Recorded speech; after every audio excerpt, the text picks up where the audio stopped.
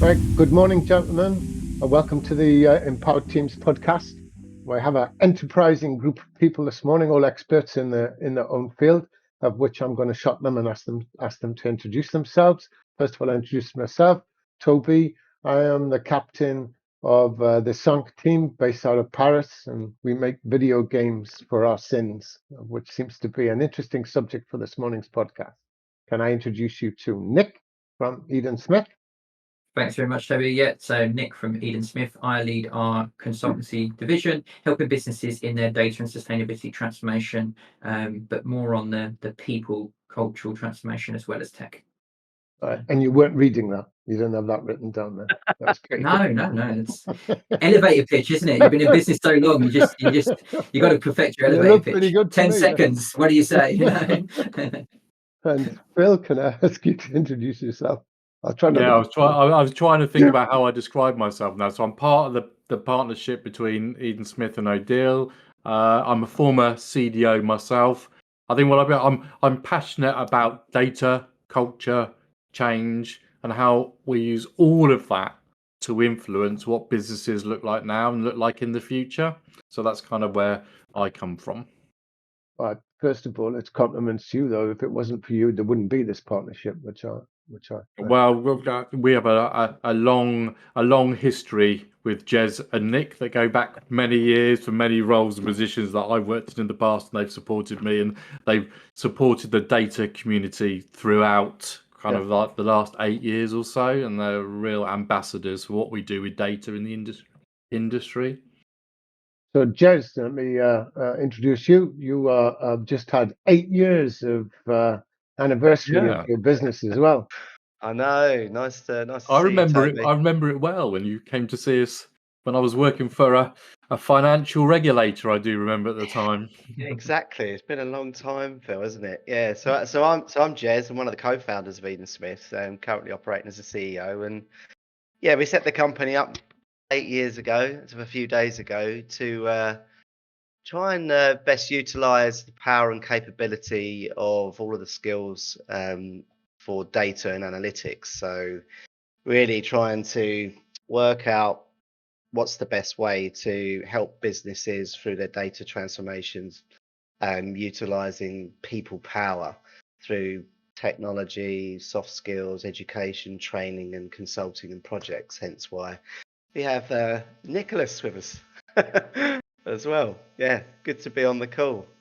Yeah, thank you, guys. Well, we've in our preamble, in our preparation for this podcast, is we were trying to choose a clickbait title, all right, for the thing. We were coming up with something unusual, but also poignant in terms of what we're doing. Would you like to explain what the title is, Nick? Yeah, gamers are coming for your C-suite jobs. That's it. So beware. I think throughout the years of business, we've always looked at what makes good leadership, what makes a successful business. There's been obviously lots of works around it all, and the more you, particularly when you start building relationships over time with people in your sphere, in the data industry, in other industries, the more you start to realize when you get into their personal lives of what makes them successful, that actually there are gamers amongst us, and we were all big kids inside, So I think it's something. One of them. I think it's something we're seeing a very big shift, and we will continue to see a shift on as the gaming industry's kind of exploded over the last 5-10 years. And yeah, I think it's going to make our future C-suite are going to be full of gamers. As not a natural born gamer, but been radicalized by Toby in the importance and what it can do for you individually and also businesses. Isn't gaming just about shooting zombies? And how on earth does that help us run a business better? Is my challenge. I'm sorry, Phil, but just because you weren't online playing against someone, it doesn't mean back in the day you weren't sat there against your Commodore shooting aliens on the screen. Just because they were little boxes, right? I think it was only until I met you guys. Like, obviously, Phil, I've known you for years, but when you introduced us to to Toby and Song and Odile and everything, I never even knew this or the power of gaming and how it could contribute to business in the way that it does.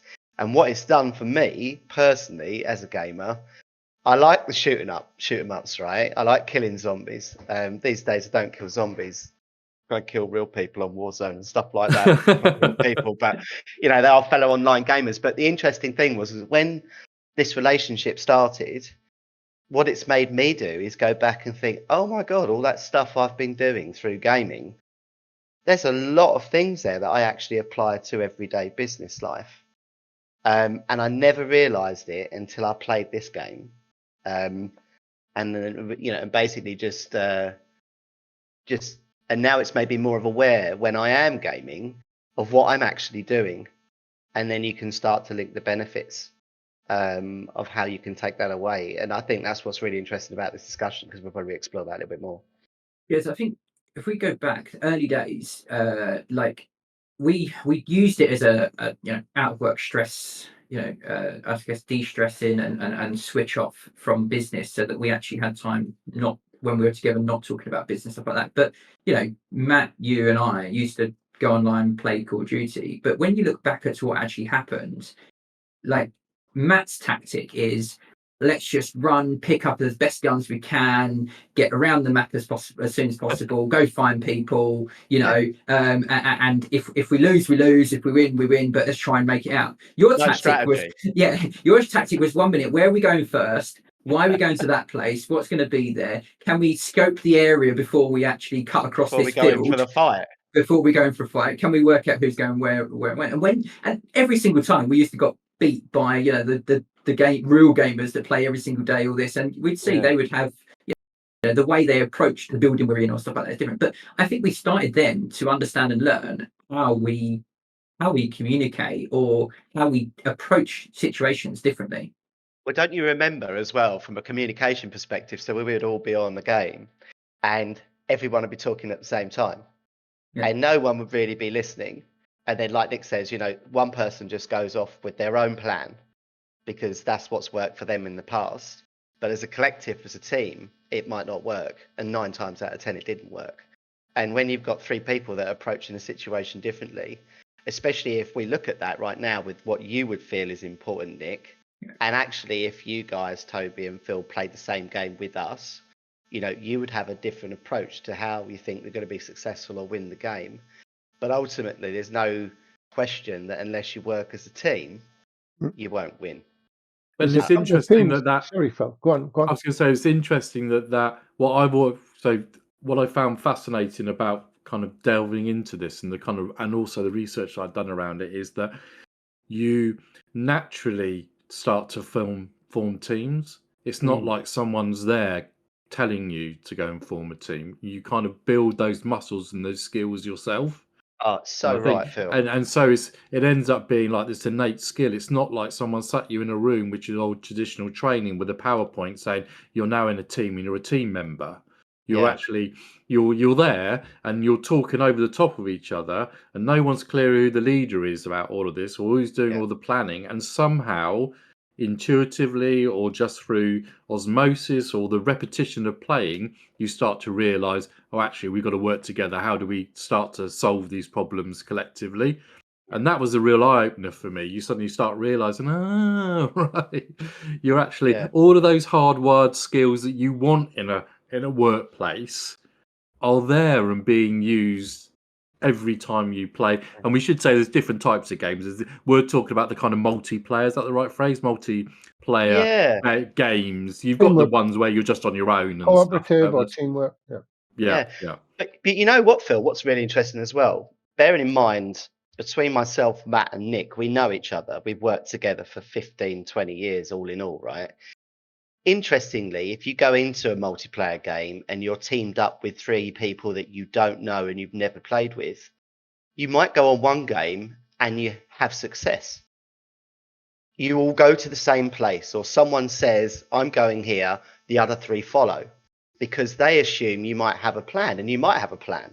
But then you get there and you go through the game and you realize you are working as a team without even knowing it. And this is with complete strangers. And actually, if you pull that stuff out, and this is why I think it's so important in business, because, you know, customers interact, or businesses interact with businesses, people interact with people all the time. You know, different groups of teams of people with different skills. And sometimes and this is, you know, I mean, we'll probably get onto culture.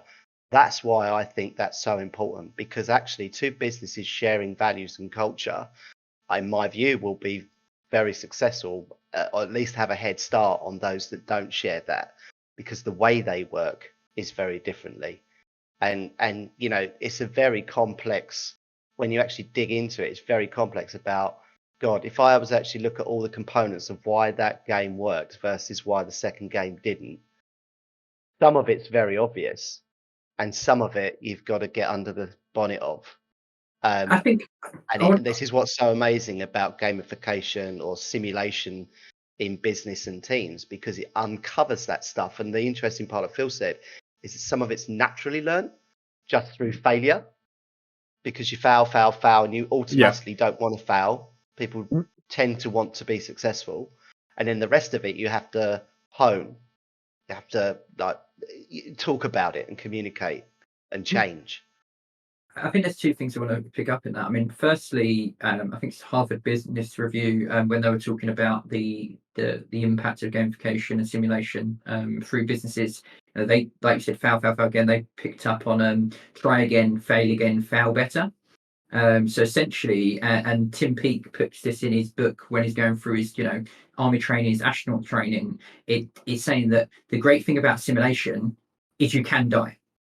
You can fail. You can crash a helicopter. You can crash, crash the spaceship. And therefore, because you can, it's not. He talks about it not being. You need some kind of real life element in there to give the fear factor and the kind of panic factor you'd have in a real world situation. But ultimately, it allows you to try different strategies, to try different approaches. And I think so. But I want to bring it back and say we're not just talking about the, pods, the World of Warcrafts in here. When I think about gamers and the C-suite and leaders, I also think back to simple things. I say simple, but games of chess, games, actual physical games. These have been around for years, and we've always known that we've always said, oh, playing chess or teaching chess is a really, mentally improving activity.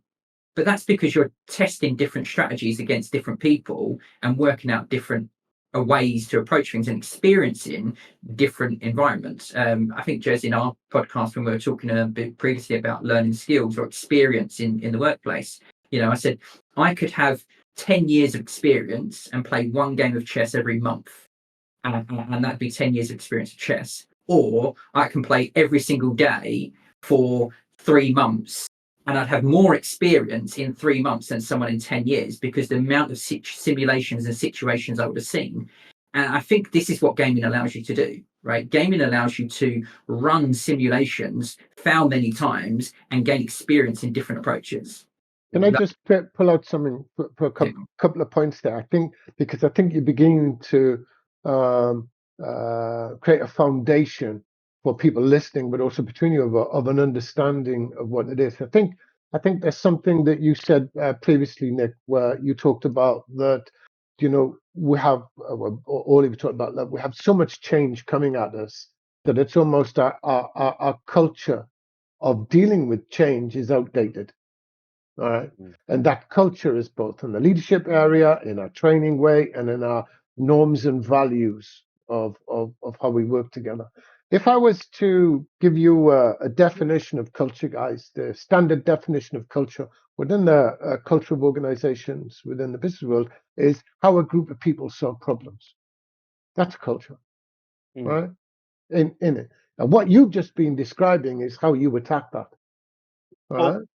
The other thing, to your point, Toby, is that what I see happening now, if I was to simulate that to a gaming environment or simulation, is that we're going into an environment with the wrong ammunition and guns.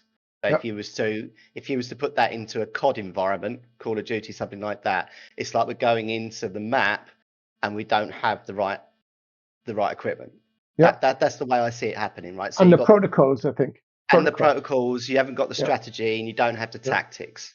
Yeah, because we're moving into a place which, and at such speed as well, which is the thing, and that's why there is that apprehension, because people don't feel comfortable or safe, and that's what I like about this, and that's what you said, Nick. It allows you to run multiple simulations to see what works, and also to fail in a safer environment, right? So when they start to see progress or things that are working well between them as a team, they then start to feel more comfortable, and then they feel a bit more equipped about the change that's coming. The hard part right now is that, you know, I think it's the pace in which we are going to have to change. So I feel like there's many teams and businesses out there that have to run through a number of different simulations to actually understand what the strategy will be, what tactics they're going to apply, and what skills they need, what equipment they need to get through this next 5-10 years. That to me is a successful transformation journey. So go on, Phil. I was going to just say, I was going to come back and add a little, maybe not a challenge, but just add to your definition around the culture, because I agree with it, Toby. But I think one of the things that a lot of businesses are challenged with now is they kind of get that we're there to solve problems, right? But it's how you go about it, how the teams go about it. So, you know, you used to have, I'm really used to this, working in agile environments, working in hierarchical structures within corporations. Yeah, you'd have someone come along and they would be designated as the token project manager or the leader or whatever it would be, and everyone would kind of follow their tune to solve the problem. But you've got 5 other people that have got knowledge and expertise, but they're not being listened to, they're not being heard. Yeah, And build, one of the things you're doing is you can, using the game, you know, going through gamification or simulation allows you to understand that. Why is it that someone at the back is not contributing, but they've really got a lot to say? You know, so sometimes it comes down to kind of psychology. Some people are extroverts, some people are introverts, some people feel quite challenged because someone's talking over. All of those things are played out. And every day in organizations. No, you're right.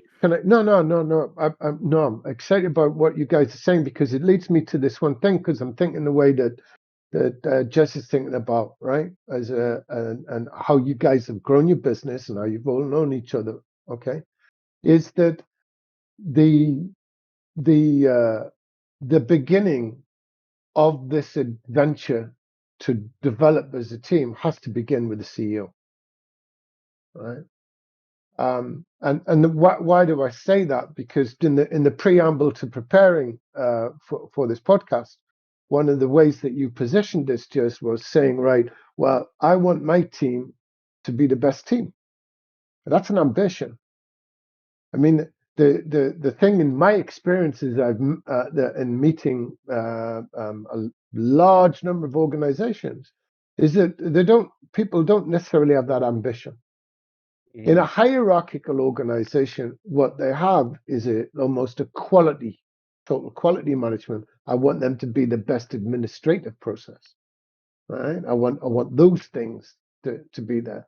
But the idea that there's a sense of team, that there's a cohesiveness and a collaboration and shared values and agreed norms in doing that, do you guys think that's important as you embark on this journey of wanting to develop into a real learning organization, so to speak?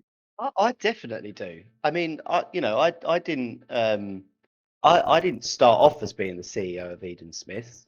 Actually, I was a co-founder director with Matt. I think what you realise is that you start to understand that if you don't take people on a journey and you don't have a very clear direction of where you want to go, that's a fundamental flaw anyway, because you do have to have a plan, and people have to believe in you, and you have to demonstrate the skills and the competence that you'll be able to take them on that journey and lead them in the right direction, right? So there's one thing. The rest of it, that my view as well, is that unless you've got a really good team around you who do share your values, and that they feel safe in the journey that you're taking them, then it's going to be quite unlikely that you'll be successful moving forward. And that is my thing. I think most successful businesses are where they do work as a team, they work together. They're all trying to look after each other and support each other, and they have to have a safe environment to speak, like Phil said. That is really common. And Nick and I have done lots of training in the past. We did some training with Hold'em International many years ago over in Amsterdam, and that was talking about power base of rooms. And this is where, if you don't understand who's in the room and who's got influence and, who's actually the decision maker and all this sort of stuff, which technically could be me in my role or whatever, it might not be, then it's a bit like not knowing what you're up against. And I think you have to be equipped to be able to deal with that situation. I wouldn't make a decision if it was about technology within our business. I would look to Nick and I give him the freedom to be able to do that. And I'm sure we've run that simulation, Nick, many times in the past in our company. If I don't allow him to do that, then I'm in a hierarchical environment. And actually, there's a very good book to read. I don't know if you've ever read it. It's called Reinventing Organizations. And it talks about traditions from tribal tribes from years and years, from years and years ago, it's still there now. But, in most organizations, you can operate very, very successfully in a non-hierarchical environment where pockets of people who are specialist SMEs, they do their thing, they're given the freedom within a governed framework to make decisions. And that's where actually you get a lot of success. Like Phil says, there are people in the room that might not feel comfortable to talk, but they do because they're in that environment. However, it will get to a certain point where that starts to fall down because you have too many cooks in the kitchen. And then what you're looking for then is some direction and someone to say, well, actually, I think we need to do it this way, and this is why. But we don't. So just to pick up on that, Jez, what I've seen and I've been a chief data officer in the C-suite, and I've worked in large organisations and stuff, is that we don't actually train teams and how to work as teams. Absolutely. We don't ever do it. What are the strengths and weaknesses? How do you cooperate? When we all went the dash for agile, do you remember we all did the dash for agile, and we'd all have you get a scrum master together, then they get all the SMEs that would be there, and often I'd be asked to be the product owner, right? And I think that's the kind of in the structure. And basically my role 9 times out of 10 was always trying to sort out miscommunication or poor behavior, or someone hadn't done what they were supposed to do on a certain time. That's what I was doing. And it was always evident to me that they weren't really ever working as a team. They were just they've been put into a team, but they're working in their specialist silos. Yeah. And actually, no one had ever trained them to and sometimes they didn't know each other because they'd be taken from different disciplines, depending on what the type of project was. That's fine, Phil, but that's the team. You're part of the team. That's all great. The team can have all those skills, but why, going back to the thing, why does it make the C-suite jobs? Or why are the gamers essentially coming for those C-suite jobs? Like you're talking about the team, brilliant. They don't have all the skills. I'll sit in my ivory tower. But I think what is it that we look for, or what is it in successful businesses make up that C-suite today? What skills do they have in that C-suite, or what we're looking for in a C-suite? Well, I think you hit the nail on the head, because exactly the same applies to that agile team as it does to a board. And I have spoken to many, I've been sat on and spoken to many, many boards, right? And one of the challenges I'd say for a lot of organizations is because of culturally how they do, is that you make it to the board or the exec team, you've been successful. You are the bit, I'm the finance CEO, I'm the whatever, I've made it to there. I've got my team together. I'm protecting my empire that have got me there. I want to make sure that I get the bonuses for my people. I want to make sure I get funded for my people. Around that team is often a huge amount of dysfunction. There's a huge amount of egos working in there, in that space, with the CEO desperately trying to keep them all on board and all aligned, but they don't operate as a team. So you're absolutely right, Nick. So what you're saying is we all want our team to win and no one else's to. No, exactly. And It's often I often felt when I was presenting to the team, it's like my area was trying to have to influence the others to back my project, right? No one was really sat there thinking what's in the best interest of the organisation of the team. Let me put this then. A lot of games, you have that winning mentality. There is a way to win. There is a way to compete. There is a leaderboard. There is, gamification. You get badges for doing certain bits, and obviously a lot of the bigger games are, FPGs and stuff like that. But let's take that context out. Let's look at, even in the childhood and bits like games like Minecraft. Like there isn't really an objective in that game, right? There's not a one team can win. And what I think it allowed people to do was start to create their own objectives and actually work towards a common objective. I don't know, Jez will probably know, but the video guy who literally has created a career of streaming his his huge kingdoms that he's created. Now, no one said that the objective of Minecraft is to create a kingdom, right? But actually, Nick, I've got to stop you there. Dan TDM's objective was to train other people, to show them the way. The reason Dan TDM is successful is because he showed much failure and filmed himself failing so that all other people can watch and learn and do it better, right? He's become a North Star for the Minecraft gamers. I'd like to go back to the other point as well, right? One of the things that I think we're missing here is that if you had a scrum team together, let's just play, playing Sea Change, for example, you have a scrum team there of mid-level experience, and you can have an exec team over here with 25 years experience. I would guarantee that neither one is going to do better than the other. And that is because you are taking people out of you're putting people in a very different environment. It doesn't matter that you've, worked your way up. Phil's absolutely right. You'll be looking after for that, that particular team or your group of people or your department because you've got your P&L to look after and all this sort of stuff. But ultimately, these skills are soft skills, what we're talking about. Mm-hmm. And there's still the statistic out there, which is still actually today that about 75% of training budget is spent on hard skills and 25% on soft skills, right? And yet we're in an area right now and in an environment with all this change coming and everything else where what we need is the soft skills. And you guys are in the forefront of this because you're in the recruitment business as well. We see it all the time. I talk about it every year, Phil. And whenever I've been recruited, the number one factor that I used to look for when I was recruiting people, if I've been brutally honest, was I would be presented by, half a dozen CVs where the hard skills would be pretty much similar. Yeah. Education background, skills and qualifications, the ability, my world was in data, so they're data engineering, data science, Power BI, they could do Python, whatever it may well be. I have those. My differentiator was those soft skills.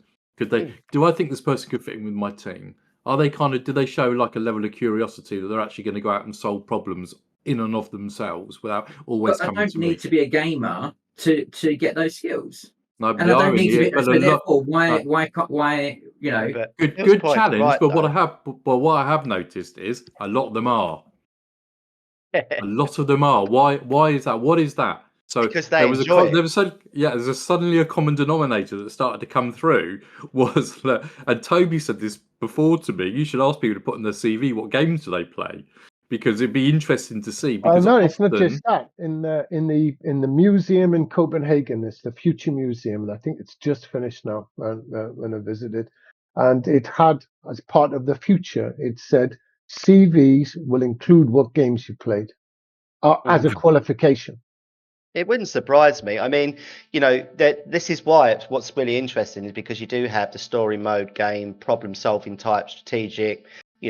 Games, and you have your FPSs, like your first person shooter, because they want a bit of action tactics, and but you will get that, and people naturally gravitate to where they feel comfortable and where they're good and where they're successful. I've played all sorts of different games. I know which ones I'm pretty good at. I know which ones I'm absolutely crap at, right? So it's because it lends itself to the skills or the natural skills that you have.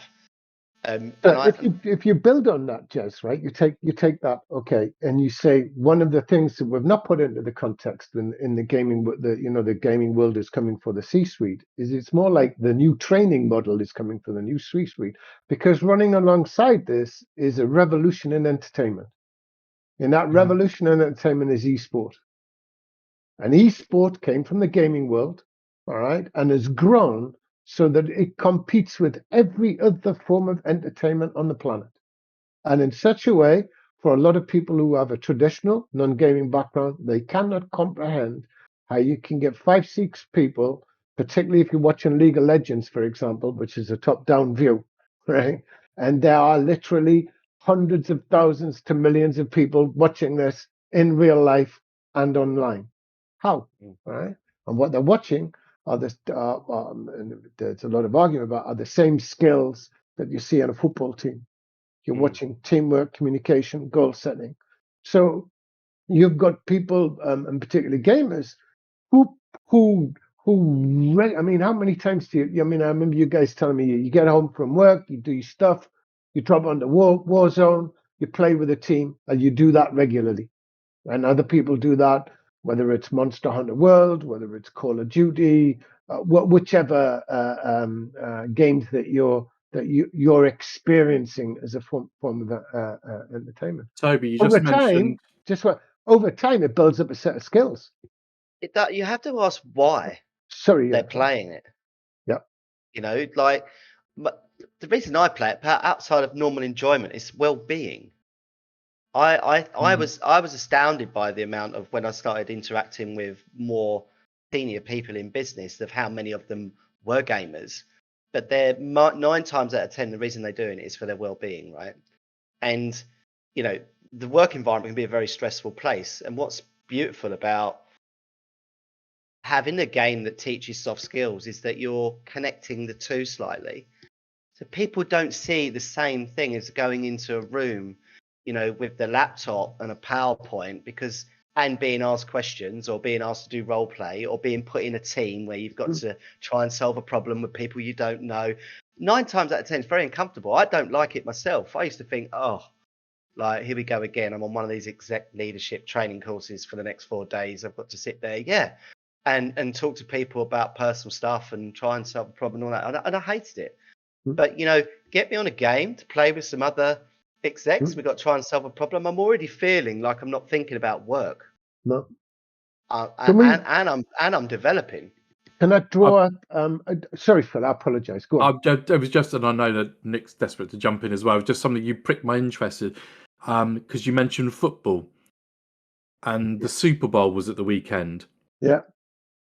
And what's really interesting about the Super Bowl, and it's the same with the Premier League, is where they're all videoed, and they watch back their own performance, their own team performance, and they all work with simulation before the training. Absolutely. So simulation and video gaming and video simulation is part and parcel of their learning methodology. Every single one of them goes through that process, you know, and it's really fascinating to me that military and sports teams would really focus on this and use simulation, gamification, all those sorts of things within how they're learning strategy and how you work as a team and on the pitch and all that sort of stuff.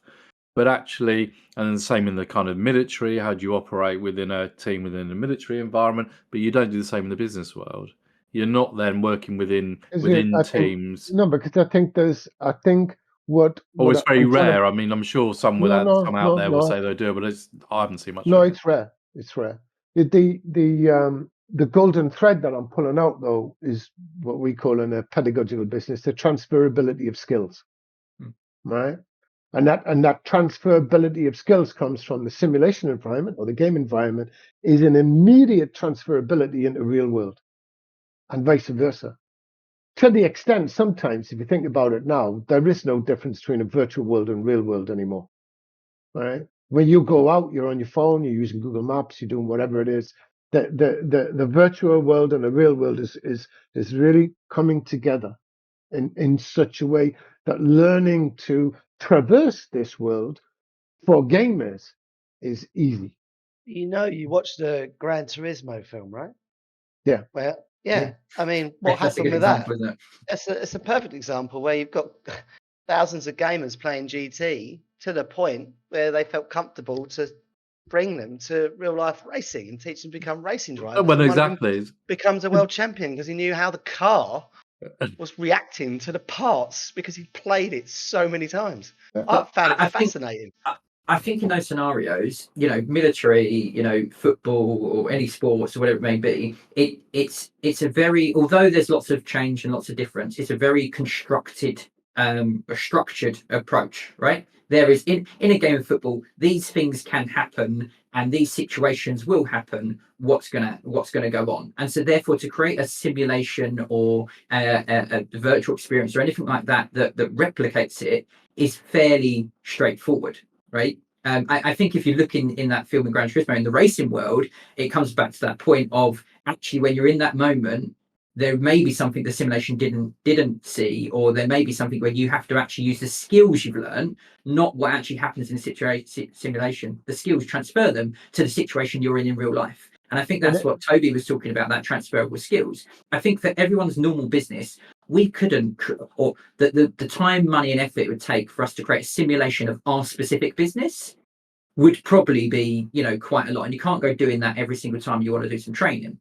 No, but can I just put your hand up and say one of the most important, well, a couple of features there, all right? When we talk about the gaming world, we talk about a gaming world in which it's structured, Yeah. all right? And the path is structured. And you have sandbox games, Yeah. like EVE Online, for example, which is the biggest, if you want, continuous space game, or one of the oldest space games in the world, where you come in, there are no rules. There are no rules. Right? It has some of the most fantastic gaming stories ever. 2 years, right? One team took to infiltrate another corporation. Took them 2 years to send in somebody as a spy. Right? I'm really shorting this down. As a spy, entered their guild, right? And then one night they organized a bank raid on the main spaceship. And he went in, got the money out of I'm reducing the skills in EVE Online to simply got the money out the bank. Their guild attacked, right? Got in, escaped with the money. And by the way, this is serious world money as well. All right. These things when they die, right, don't come back. You don't suddenly come back and find them. They have a real world price. And there are tales on EVE Online that are just amazing like that. 2 years this person infiltrated this guild as a spy and did this. So what we're talking about in terms of transferability of skill is, yes, you were talking about the technical aspect of learning, but the thing that's being affected is your awareness.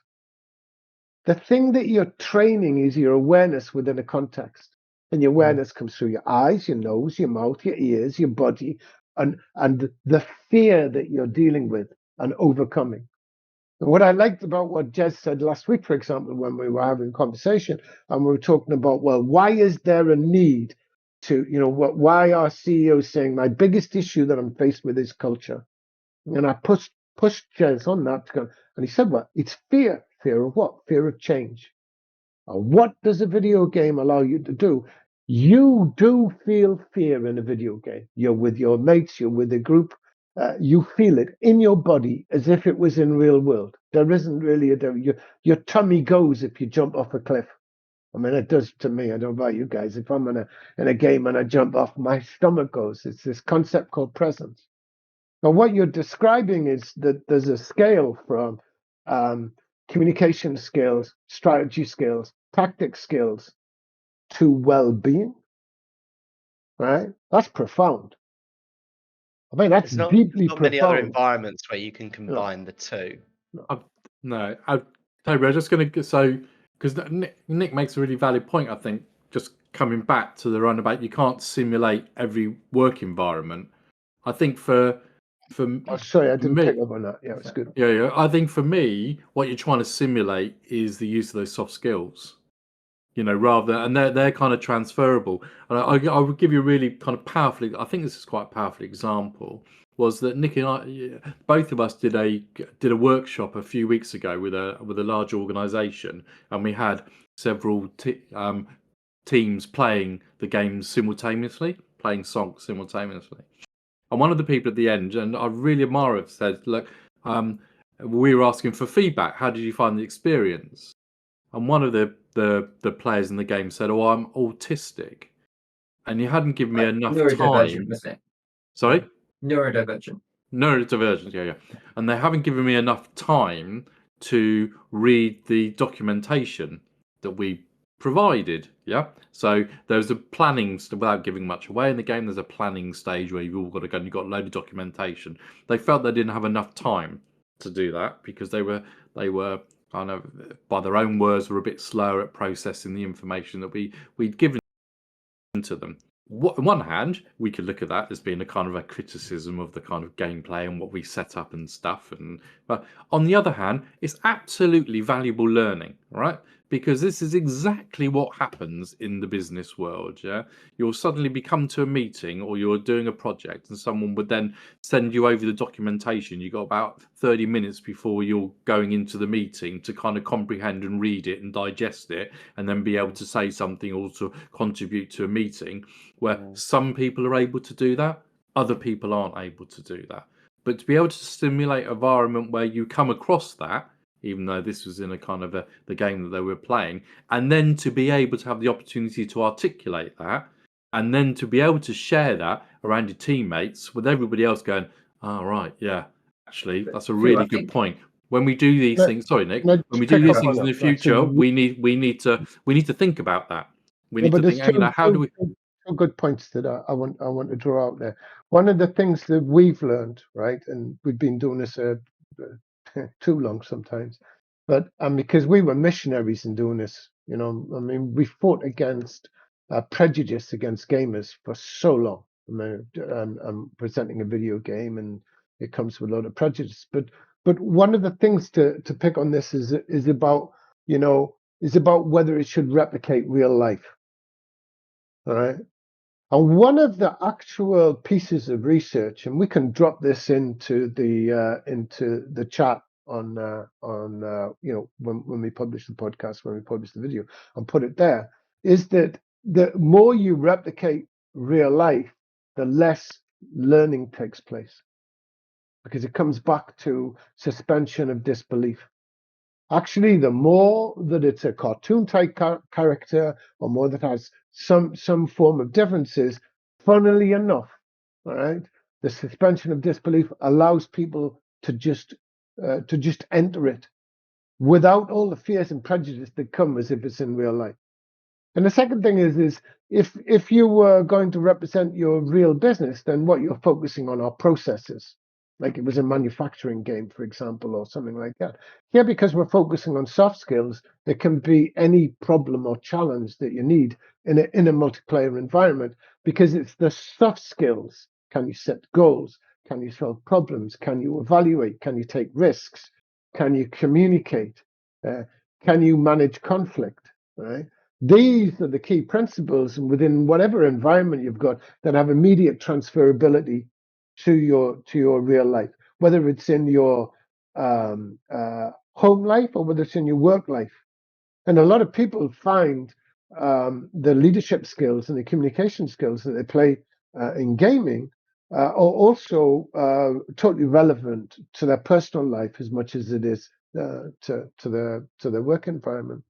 I think if you bring that down, that some of the skills that we say in the C-suite have or need are, like Jez pointed out earlier, awareness, right? And I think taking Phil's point there of that situation, I think there was a time box element that we asked them to make progress, but there might not be the psychological safety in your team of someone to actually come out and say, I'm neurodivergent, I didn't feel like I had enough time. But we should all be aware that there are people that might have, need more time in this. At no one point did anyone in the team turn around and said, are we all happy to take the next step? Has everyone had enough time to look at the documentation to do this? And be aware that they were perhaps making decisions that could impact others. to do this. So I think awareness is one. The second one that you picked up on there, Toby, is and we talked about, is change, right? If we look at what happened with COVID, X amount of years ago now, that they all blur together now. But no one in the C-suite had ever dealt with a situation like COVID, right? No one had ever been in a situation where governments were saying, you can't go this, everything's got a remote, and we experienced huge waves of change. There's lots of businesses that succeeded from that. There's lots of businesses that failed from it, good businesses from that perspective as well. But it's how you dealt with that situation. And I think with gaming, none of us have ever robbed a real bank. None of us have ever actually been in a real war zone. None of us have built our own city or been in a spaceship and trying to infiltrate different planets, or even look at Stardew Valley, built a little farm. None of us have owned a real farm. None of us have been in these real situations. But what we're able to is be dropped into something. And what do? We look around and we say, okay, what happens here? What's the lay of the land? What is my environment? What tools have I got? Who's around me? What's my objectives? What's my visions? Oh, let's start, see if I get things going. Oh, I planted the wrong crop. That one didn't work very well. No problem. When we reset, I'm going to plant a different crop. Or actually, I've now got, because that crop's failing, I've got to try and do this. And games hit you with situational changes that you're unexpected, unless you go and watch all the kind of spoiler videos, right? So I think it's that awareness. And even then, they don't always change help. and the communication. No, but you've got awareness, you've got dealing with change, you've got communication. Again, if we pull back to what do we see in the C-suite, what makes a successful C-suite, I think that's where we're getting to here, and that's why we've got gamers are coming for the C-suite, or already in the C-suite. Probably is the I loved your analogy there about pivoting. Like one crop fails, so you plant another. Isn't that one of the real skills that the modern C-suite need to know, and the new CEO? Because the world is changing so rapidly that tomorrow you may be making sort of a type of product, right? And the next day you could pivot over to doing something completely different with your business. Because AI comes and wipes your product off the face of the earth, Well, exactly. You got to be completely agile, and this is where I think this is a good way to get into why gamers are going to be coming for your jobs, is because they're very good at pivoting, aren't they? They're very, these up and coming innovators, and the people that you see that are coming through will go off in one way, work out that that's working. They're comfortable with failure. Right, they'll make a call, thing, Phil. And they make the call early. They're like, they're comfortable this isn't with failure. Yeah. Whereas when I worked in business, that was always frowned upon. You would beat it to death to make it a success, even if you were looking at it, your project, and thinking this isn't going the direction it should do. But it was like to call it and have the confidence just to say we wasted a bit of money on this, but actually now is the right time to stop it, is a really valuable skill. The other thing to add to Nick's points, right? Yeah, you go in and you plant one crop, it didn't work, so you go and plant another. That's actually quite a common mistake. What 9 times out of 10 what does happen is they planted the first crop. Did they plant it correctly? Yeah, that and the difference between probably maybe an exec team with a lot of experience is they might look at that and go, well, actually, they might take a bit more time. They take a step back. They slow down to speed up nine times, so they don't race off. I've met other CEOs who literally go, that don't work, I'm going to go and do that now. Oh, bloody well, I like that, let's go and do that. And they've got a ton of things going on, because most CEOs are very idealistic, right? They've got lots of stuff going on and they want to get going. But I think, well, outside of awareness, I think the biggest thing which I like about gaming and gamification, or working in simulation, is it teaches you or trains you to approach things differently.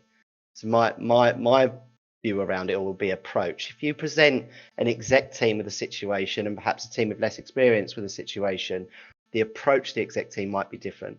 They might take that step back. They might run through a set of processes. They might not be able to communicate very well at what they're doing, but they might look at it.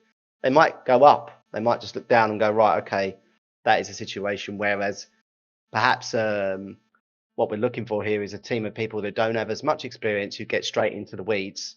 They're straight into it, like, oh, okay, let's try and sort it out. They don't sort of like take a step back. And I think that this, playing songs and stuff like that, immediately makes the people playing take a different approach every single time. You play it once, you'll go, that didn't work. Okay, so what's the next approach? Well, let's try this. So we'll do that. And they'll have that, but by the end of it, if you've got a team playing Song, after about 3 months, they will take ages before they make any decisions, because they will look at the situation, where they will look at the environment, they will look at the skills, they will look at the data they've got. That's what you're looking for, right? And that's what in real world business, when shit hit the fan with COVID, for example, that was Matt and I were going, right, and what are we going to do? We didn't immediately go, right, let's do that. We actually went, right, we need to think about this big time. Let's step back. Yeah. Let's step back, and we took a very big step back. And there's a game called Frostpunk, which is really good. It's about basically the world's iced over, and there's this one ship that's gone out, and you have to start. It's a simulation of like a city simulation style approach, or survival simulation, and it does very well at doing that. It throws you situations where it forces you to get into the weeds. Like all of a sudden, you've got to push how many workers you want in each factory to build whichever item you want, and then some of the workers will strike, and it will tell you like each individual person that you've put assigned to that strategy, like what their wage and household situation is and stuff like that. But sometimes you've got to take it to the higher level and go, overall, how many resources have I got, and what resources do I need? Does what's going on in the weeds of that factory really make a difference to the overall objective of what I'm trying to achieve? So I think these games force you to switch between those low-level detail and high-level objectives quite quickly and quite easily. And like you said, to understand, well, what is enough information and how do I make a decision for the overall objective? You reminded me of an experience that I had when COVID hit, and I was then involved in what do we do as an organisation to keep the kind of ship running whilst we can't have people into the office. What was really interesting was we immediately turned to the technology folk to work out how can we kind of communicate, as everyone's set up with Teams or whatever like that, right? But what was fascinating for me was not as ever, it's not the technology, it was the ability for people to go and use it. So actually what the tech teams doing, the engineering teams and all of that, they've been using this kind of as we are now for donkey's years. Yeah, this is how they communicate. They've got Slack channels where they've been talking to each other for ages and having these conversations. For other parts of the business, when I went to the marketing folk, for instance, this was like news to them. This was like, yeah, exactly. And they were like, oh, no, you can set it up like this. You can run your presentations like this. And then I went to the sales team. And they're like, no, we have to be customer facing all the time, Phil. We can't possibly. No, I can have it so that it looks really professional for you. When you dial on, you don't have to travel to them. Now, funnily enough, they love this ability now. They don't have to travel everywhere all of the time. They only go to the meetings that they really need to that are face to face, rather than they can have them online. But actually, what the technology folk that have been using for ages were able to bring that culture change over to everybody else in the business. And then I had like the finance teams and stuff had never bloody seen a meet channel in their entire life. Was suddenly like, oh, this is really. It was kind of a lot of finance teams, Phil. Well, that was my experience anyway. They were kind of. I generalised to make the point, but you see where I'm coming from. It was like, and then really, actually, it was just kind of like culture. And now, as we are now, it's so ingrained in us since we've had COVID that people can't think of a world without it. Now we're having to go the other way round, people are trying to encourage people to come back into the workplace. But the first conversation I have with people are going to hate this. They can't do this. They can't possibly. Productivity is going to drop off the cliff, and we're never going to get anywhere, and nothing to get done, and it's all. And actually, none of those things came about. Can I pull on the thread? So can we start to wrap this up, guys? Because I think it's been a really fruitful discussion. I think that as we start to sort of try and pull it into some form of bullet points, is that for me, all right, as a guy focused on the pedagogy of change, all right, one of the things that always struck me is there's a book called A Fish Rots from the Head and which is about the organizational learning. And in that particular book, what they talk about is that learning has to be greater or equal than the rate of change in the marketplace they used at the time. And here, what I see sort of bringing that together is that culture, your culture, right, which in essence is your soft skills, has to be greater than the rate of change that's happening around you. And you've just described that.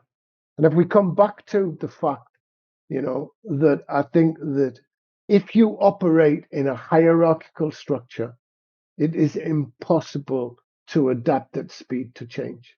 And that is one of the biggest, own goals that you can make as an organization to do that.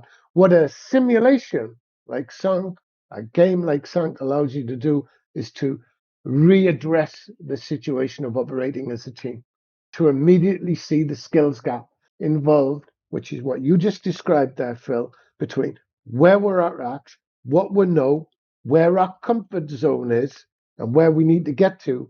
And then when we've got there, that's a new comfort zone. All right.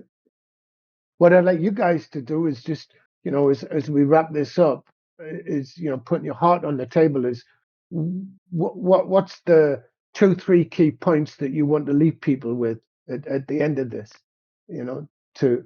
to help them learn, to help them address the challenges of change and culture that they've got out there. For me, I think it's that our gamers come for the C-suite jobs. I think there's already a lot of gamers in those jobs, and just can attest to that on that side. Do you have to be a gamer to be the next future of the C-suite? No, I don't think so. But what I think is, tell me somewhere where I can learn all my soft skills. I can actually get some de-stress and decomp from the stressful world of business, and get some well-being, and I can actually build out communities and friends and stuff like that in a situation that doesn't involve gaming. And it's probably one of the other ways that you can develop those pieces. But for me, gaming is a very now accessible way to develop the skills that you could or should need to be the future CEO or C-suite. Yeah, I agree, Nick.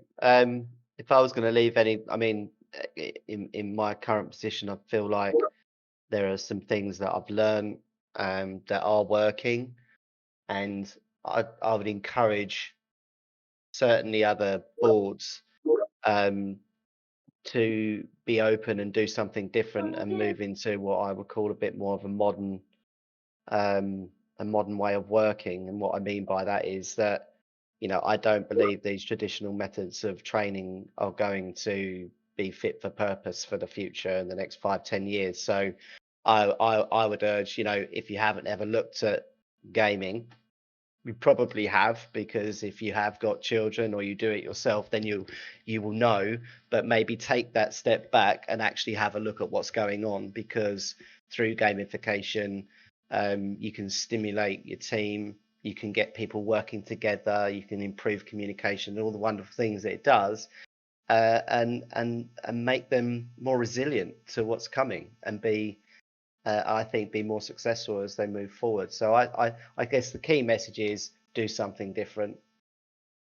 Take a step back, have a look, and do something different. I think I'd echo that point around the do something different. I think one of the things that we can see is that society, business, the world is going for a rapid transformational period. All of the talk around kind of AI, as we all know, it's here. It's very real, and the workplace is going to be completely transformed in the next 5 to 10 years. Those that are going to be successful and early adopters of that are those, I think, they're going to have those soft skills, because the technology, the hard lift can be done now. So what you've got to do is train yourselves and your businesses and your organizations and how to get the best out of that, and how to get your best out of your teams, wherever that team is. And that, the C-suite's a team, as well as your Scrum teams, as well as the team that answer telephones. It's exactly the same throughout the whole organization. And what does change look like for you? And you can't if you keep doing the same things, you're always going to get the same results. So if you're looking for change, you've got to do things differently, and that means being quite radical. And one of the Definition biggest of changes you can insanity. make. It is different. My PowerPoint's now online on the e-learning platform. Yeah, we can do it. Exactly. Yes. We'll have a go at Canva. Yeah.